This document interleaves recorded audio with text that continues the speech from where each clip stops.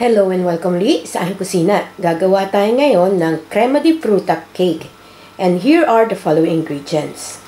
Meron akong ditong pre-made na chiffon cake. So, yung link na to, check nyo na lang sa description box. Meron tayong fruit cocktail. So, inano ko na to, drain ko na. Some of the juice, nilagay ko rito sa water. Meron tayong 500 ml. And then, 1/4 cup sugar, 1 pack of gelatin. Meron din akong ditong 8 tablespoon of hot water. Depende yun sa instruction ng gelatin na mabibili nyo. Para sa ating custard, meron tayong milk, 500 ml to. Half a cup of sugar, 2 eggs and 2 egg yolks, vanilla, and 3 tablespoon of cornstarch. So, ang lahat ng ingredients at exact measurements, makikita nyo ang link sa description box. Pakicheck na lang. Ang ating first step dito sa ating saucepan, nilagay ko na yung milk para sa custard to. So, isama na natin yung ating cornstarch. And haluin lang natin to hanggang sa ma-dissolve yung cornstarch.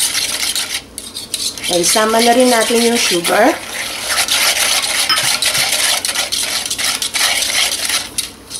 Yung ating eggs. Haluin lang natin to completely hanggang matunaw yung ating sugar. Then, isasama ko na rin yung vanilla powder. Kung wala kayong vanilla powder, pwede na yung liquid na vanilla. Yan, well mixed na. Pwede na natin itong ilagay sa stove. Under a medium heat, continuous lang natin hahaluin ito, custard, hanggang sa lumapot. So, ayan, malambot na yung ating, malapot na yung ating custard, so pwede na natin to i-switch off. Para naman sa ating jelly, itong hot water natin, isama na natin yung jelly granules, yung unflavored. So, make sure na ma-dissolve ito completely.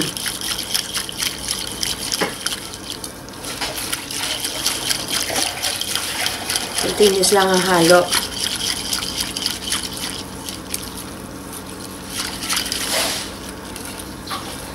Hindi ko lang yung mga granules na nasa gilid. Ayan, well mixed na yung ating gelatin granules. So, isama na natin yung sugar at yung ating water, yung syrup ng ating cocktail. I lost for words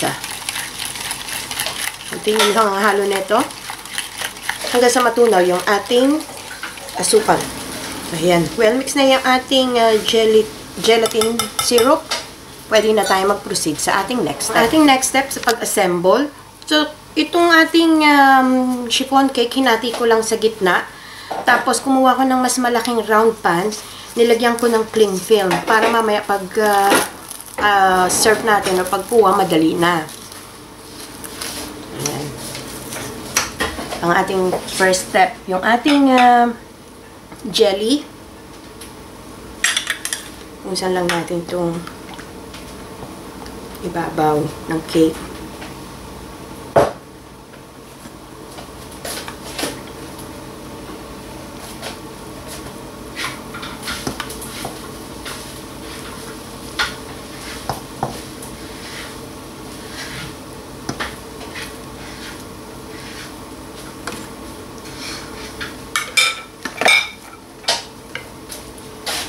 Then, yung ating custard.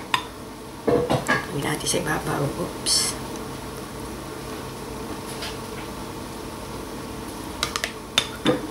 Mainit pa yung custard ko.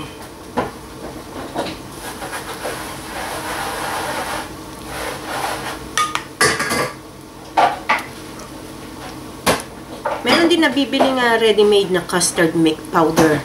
So, pwede nyo din gamitin yun kung gusto nyo.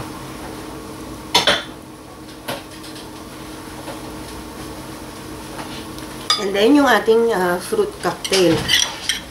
Kahit anong fruit pwede nyo gamitin. Pwede din kayong gumamit ng peach slices or pineapple slices. So, lagyan lang natin to.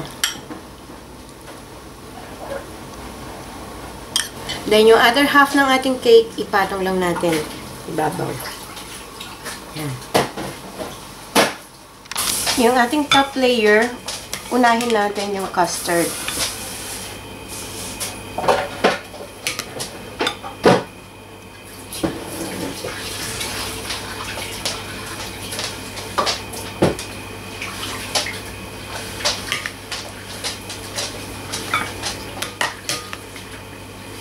Spread out lang natin. Then, ilagay natin yung natitirang fruit cocktail. Spread out natin. Pwede kayo magdagdag kung gusto nyo pa ng mas marami.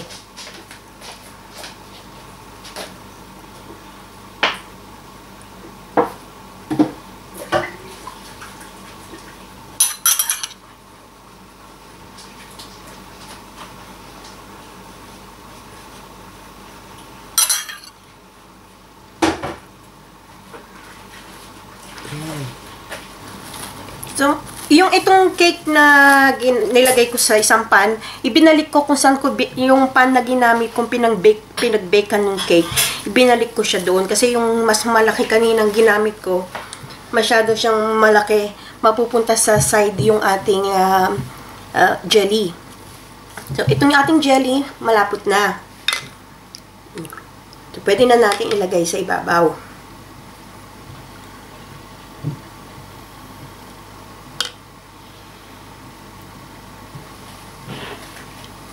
So, tama-tama lang yung laki ng ating pan. Pwede na natin itong ilagay sa fridge hanggang sa mag-set yung ating jelly. Ito na ang ating crema de fruta. Nag-set na yung ating jelly.